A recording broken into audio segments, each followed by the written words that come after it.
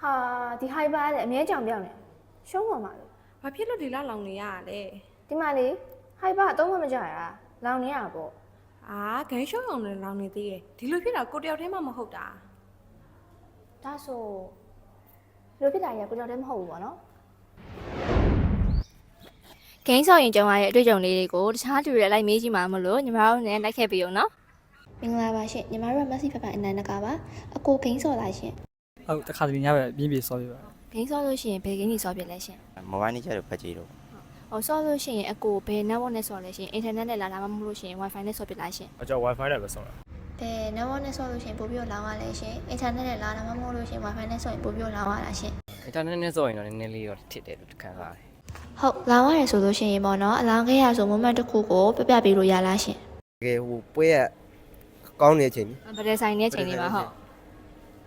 ဗရေဆိုင်တဲ့အချိန် ဘ ပြ ယ် တ် လို သွား လောင်းခဲ့ရလဲ ထစေးအောင် ဘောနော်အဲဆော်ရင်းနဲ့ wifi လိုင်းတားကြတော့လို့ဖုန်းတွေလွတ်ပြတဲ့အထိကိုဖြစ်ဘူးအဲ့လောက်ထိဖြစ်ဘူး စက်မစောကျင်လောက်အောင်ထီတော့လောက်ခဲ့ရတယ်ဖုန်းကိုလွတ်ချလိုက်တာထီပဲ ရန်တော့စိုးတော့မစိုးပါဘူးနည်းနည်းဖုန်းခိုင်ပေါ့ပါခိုင်ပေါ့တော့ပဲပေါ့နော် ဟုတ် victory ဖြစ်သွားတယ်နိုင်သွားရဆိုလို့ရှိရင်အခုဘယ်လိုခံစားရလဲရှင် နိုင်သွားတယ်ပေါ့ဒီတော့ပါပဲ ပြောတော့ရန်ဟုတ် နိုင်တော့ပြောတော့ပေါ့ ဗီဒီယိုဖြစ်သွားရင်တော့ပျော်တာပေါ့တကယ်ချင်းနဲ့အတူတူနိုင်တာဆိုတော့လေအရင်ပျော်မိပါတယ် ပြောပါတယ် အဲ့အမျိုးဆိုရင်တော့ဟိုတင်းကောင်းလို့နိုင်တာမျိုးဆိုရင်တော့တစ်မျိုးပေါ့တကယ်လို့ကိုကတင်းဖေးပြီးတော့မနေ့ရုံးကန်ပြီးတော့မှတာဝါချိုးပြီးနိုင်သွားတယ်မိုဘိုင်းနေကြဆိုရင်တာဝါချိုးပြီးနိုင်သွားတာမျိုးဆိုရင်တော့ဟိုတော်တော်လေးတော့ပြောတဲ့ခံစားကြပါနော်